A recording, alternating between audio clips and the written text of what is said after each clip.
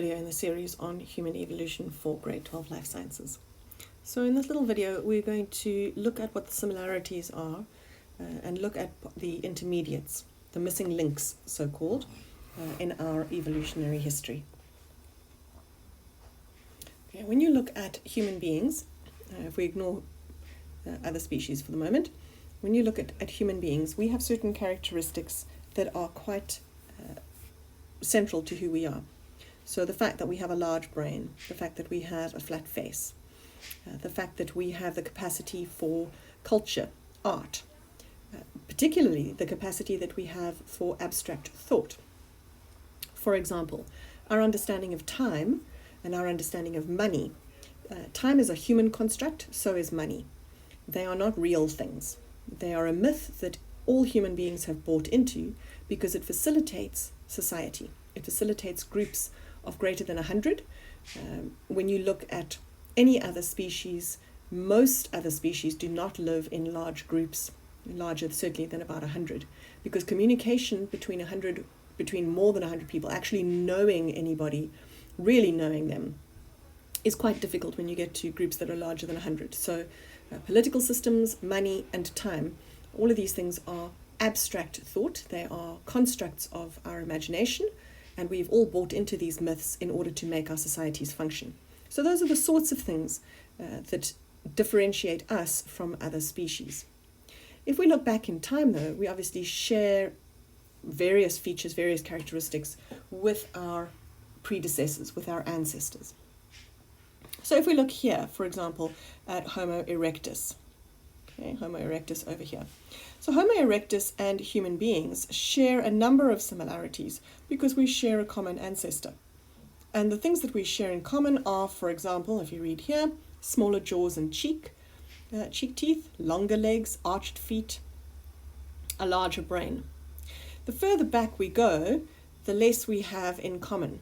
So if you look at chimpanzees and bonobos, for example, if you look at their skull and if you look at our skull, you can see significant differences. And we've looked at those differences in video 2, looking at the similarities and differences between us and the great apes as they currently exist. One of the premises, one of the hypotheses, is that the reason for these changes as we move down towards human beings is because of the change in our diet. And our change in diet was facilitated both by tool use and by the use of fire. If any of you have ever tried to eat raw meat, I wouldn't recommend it, but if you have, you'll find that raw meat is in fact very hard. It's very difficult to chew. In fact, so much so, when you buy meat from a butcher, that meat is already at least 2 weeks old, probably more like 4 weeks old, and has been hanging and allowing to rot naturally to soften it. So fresh raw meat is very difficult to consume and very difficult to digest. The use of fire would have softened that meat. It would have broken down the proteins. If you think back to your grade 10 syllabus, where we spoke about the effect of temperature on proteins. Proteins are specifically your enzymes, but this is true for all proteins. Proteins are temperature specific. When you expose a protein to heat, it denatures, it changes its physical shape. And so when you cook your meat, you are denaturing those proteins and changing their chemical structure. When you change the chemical structure, you make them softer and easier to chew and digest. And so their nutritional value increases because you have to expend less energy to be able to break them down. Now, our use of fire and our use of tools, for example, being able to chop that meat into small pieces before we need to consume it, we think that that is what has driven our evolution from whatever our ancestor would have been to where we are now. We don't know. That is just one of the hypotheses that we're working on. When we look now at bipedalism, we're looking for the intermediary. If you think back to the diagram that I showed you in the third video, human beings and, well, the ancestors of human beings and the ancestors of chimpanzees were able to interbreed. Then speciation was finished or came to an end, and chimpanzees and human beings, well, their ancestors, were no longer able to interbreed. Right up until the present day, we are not able to interbreed. Following that split, Australopithecus is the species that came out of that split along the human evolutionary line. So Australopithecus is a common ancestor for all the human species, but is not a common ancestor for the chimpanzee. But if we look at the similarities, remember in video 2, we looked at the differences between current human beings and current great apes. The great apes have a long, narrow pelvis. Human beings have a short, round pelvis. If we look at our immediate ancestors, that is of Homo Genus, which is the Australopithecus genus, you can see that theirs is more similar to ours. It is shorter and it is wider. It's not as wide as the human beings, but it is still pretty wide. This indicates that bipedalism has already taken place, that the adaptations required to facilitate bipedalism have already occurred. When you look at our femur, you can see that the femur of Australopithecus is much more similar to the human being. We have this same kind of spur on the side and the same kind of head, the acetabulum of the femur. When you compare that to a modern-day chimpanzee, and remember Australopithecus is not in the evolutionary line for chimpanzees, Australopithecus split from chimpanzees. So they also have a sort of spine there. There's a much shorter shaft though before the acetabulum, and there are other little protrusions on that bone. When we look at the feet, you can see here there is the opposable toe of the chimpanzee. Okay. Whereas for us, remember the difference in the feet is that our big toe has shifted forward. It's not on the side of the foot anymore. It's now at the front of the foot and points forwards rather than pointing to the side. When we look at our missing links, at our Australopithecine ancestors, you'll see that their feet are much more similar to ours. Their big toe is pointing forwards. This is evidence of bipedalism. When we look at the increase in brain capacity, what's interesting to notice is that in some individuals of Homo neanderthalensis, they actually have a larger brain than we do. Again, this we think is evidence of bipedalism, this increasing size of the brain or increase in brain volume. And the reason for that is because as we've become more and more bipedal, we have developed certain parts of our body more than others. For example, the nerve endings in your tongue and your lips, the nerve endings in your hands, because those are the things that we're using most often, with the result that those areas of the brain have increased. Now, the reason that we're able to use our hands more is because we are bipedal. We don't have to use our hands for walking on. So while we are walking around, we can be doing other things, carrying children, defending ourselves, eating, etc. And so there has been this trend.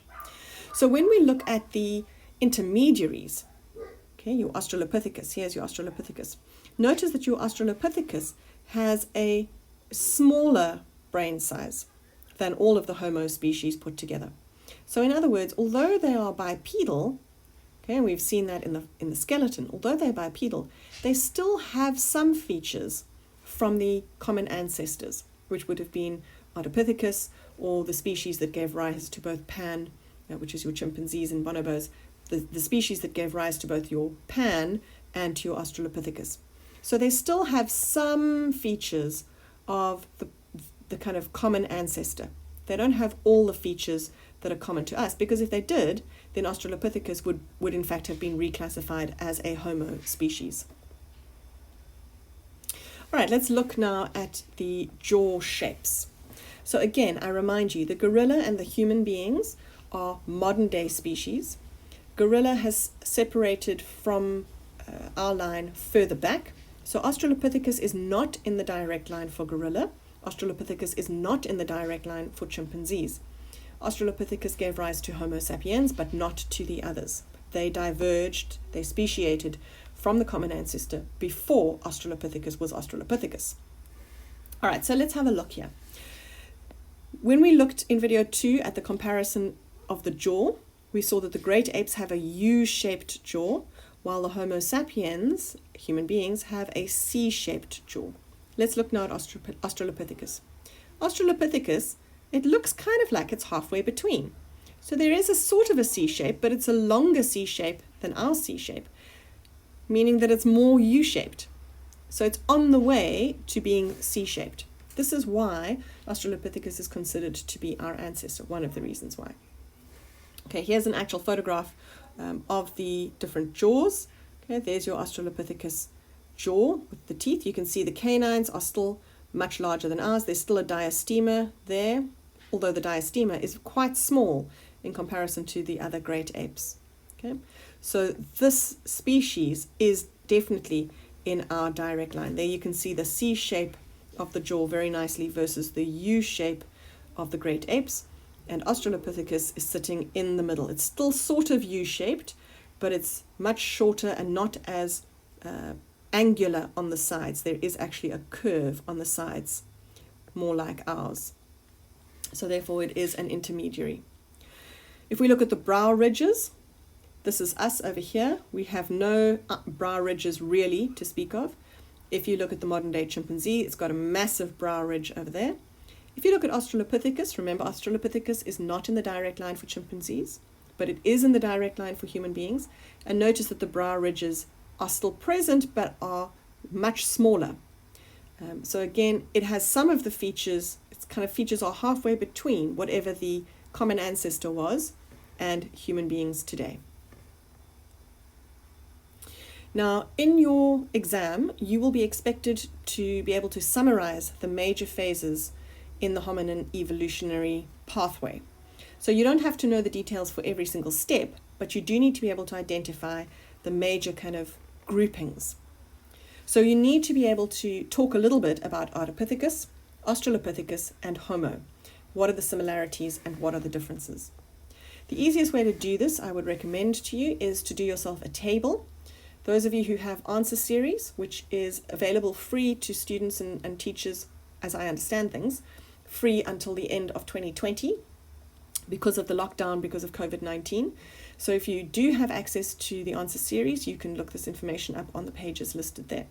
So what I would suggest is that you pause the video now and try and summarize these three key things: the diagnostic features, when these different species existed, and what the evolutionary trends are.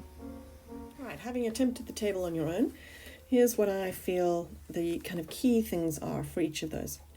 So Ardipithecus was semi-bipedal. Its foramen magnum was definitely further forward than the modern day great apes are, and its pelvis is certainly wider. However, it still had many features of quadrupedal species. So it still has the ape-like teeth, it still has the significantly prognathous jaw, it still has a very sloped face, it has the U-shaped palate, etc. So it shares far more identifying characteristics with quadrupedals, but it does appear to be developing bipedalism. The evolutionary trends is that it's transitional between the great apes and Australopithecus. Australopithecus is definitely bipedal. When you look at where the foramen magnum is positioned, when you look at the shape and size of the pelvis, it's definitely bipedal. However, when you look at the ratio of arms to legs, the arms are still much longer than ours. So when you see pictures of Australopithecus, for example, Mrs. Pless, or something along those lines, you will see that the arms literally seem to hang down by the knees, that the arms are much, much longer. And that's because Australopithecus would still, although being bipedal, would still have climbed trees and will still on occasion have run on all fours. The brain is still quite small, but when you look at the other features, like this, the shape of the canines, the palate, that sort of thing, it's much closer to Homo species. So when we look at this, although Australopithecus, many of those species developed at the same time as the Homo species, and so many of those Australopithecus species would not have been in our direct line of evolution, the features that they share are kind of halfway between where the great apes are today and where Homo is today. That brings us to the Homo genus. We're definitely bipedal.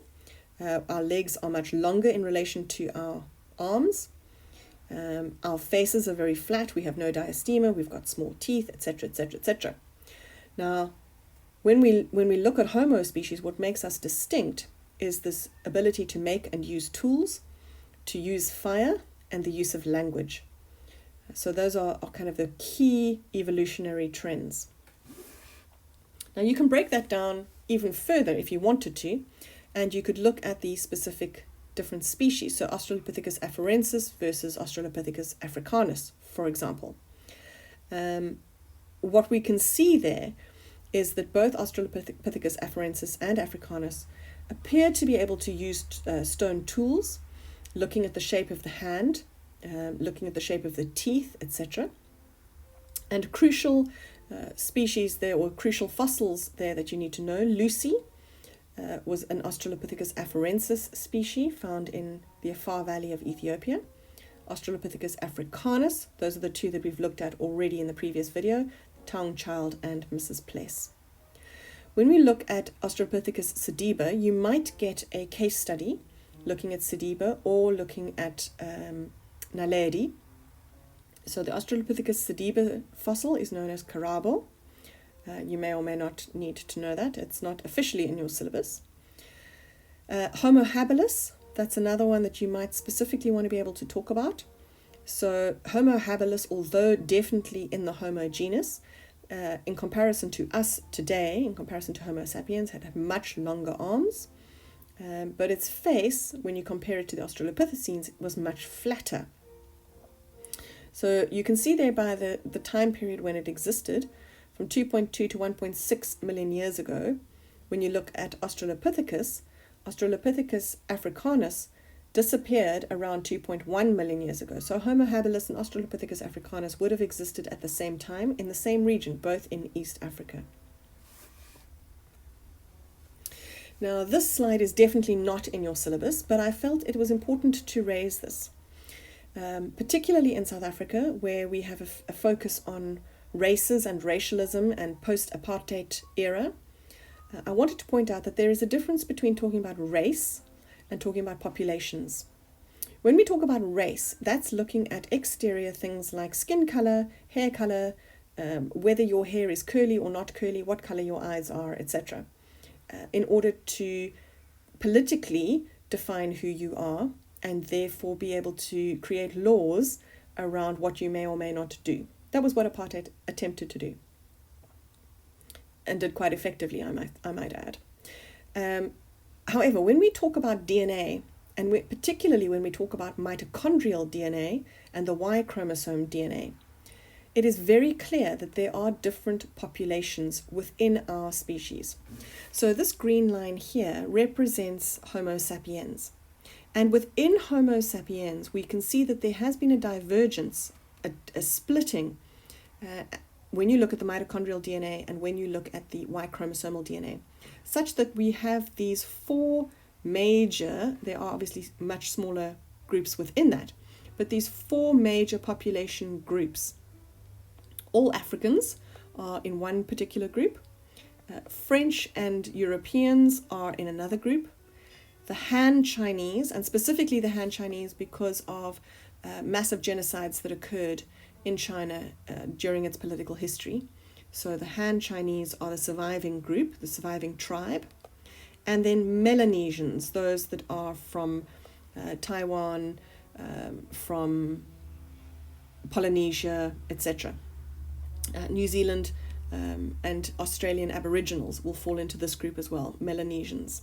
So we have these four very different populations, but we're all Homo sapiens together.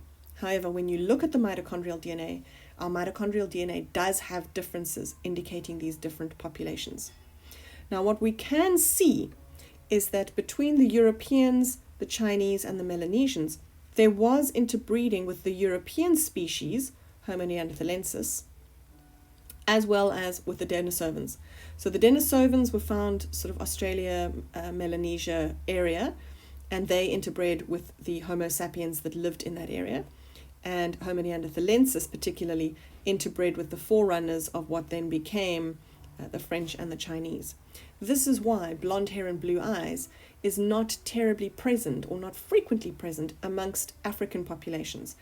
You will see it in some of the other populations, particularly in the European population, but you won't see it in the African population so much because that interbreeding, we think, based on DNA studies, occurred after the African population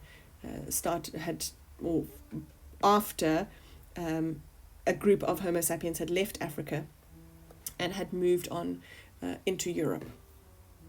Now, as I say, that is not in your syllabus, it's just for interest's sake. Which brings us very neatly to the out of Africa hypothesis. What is clear to us is that while human beings existed across the entire world, all modern human beings, in other words, the human beings who are alive today, all of us originated in Africa. So Homo erectus existed at the same time that Homo sapiens was around, as were the Denisovans and the Neanderthals. Okay, they were all present at the same time, all the way along here. What is interesting to note is that after this end of this red block, that is when Homo erectus, which had been present in Africa, moved into Europe, into Eurasia. Homo sapiens moved into Eurasia much later. And that's when we think the interbreeding took place, is when they were both in Europe. Between Neanderthalensis and Sapiens. All of our species started off in Africa and then migrated from Africa to the rest of the world. And different migrations occurred at different times. So if we look at this graph, we're able to see here, or this map rather, Homo sapiens are represented by the red, Homo neanderthalensis by the sort of yellowy orange, yellowy greeny, and Homo erectus by the green. So you can see that Homo erectus and Homo neanderthalensis had left Africa and had gone and populated the rest of the world. However, the migration of Homo sapiens occurred much later. What we think happened was that there was a population here in East Africa that then migrated down Africa and up into the rest of Africa, and from there then spread into Europe, into Asia, into what is now modern-day Russia, and then across and down into Australia, New Zealand, and Melanesia. And at that point, the Earth was actually a snowball. If you think back to your grade 10 syllabus where we looked at the history of life and we looked at the major periods and eras in the history of the Earth, there was at one point what we called Snowball Earth, where the Earth was frozen. We think that there was a collision with an asteroid which threw up so much dust into the atmosphere that it blocked out the sunlight. The Earth cooled significantly and the waters froze significantly, with the result that a land bridge existed. So there was massive ice formation here between the east of Russia and the west of America, and you could actually walk across here.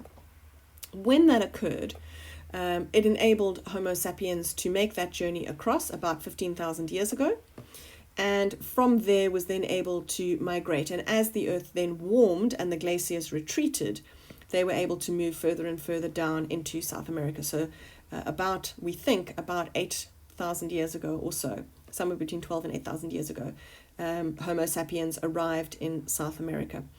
Notice that Greenland up here and Iceland, human beings only arrived there about 4,500 years ago. That's what we think.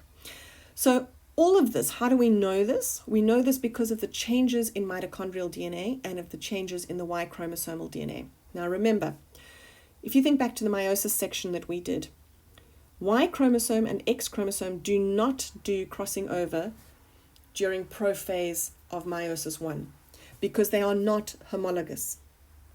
As a result, the Y chromosome will be inherited from father to son unchanged. Likewise, mitochondrial DNA has its own different system for replicating itself.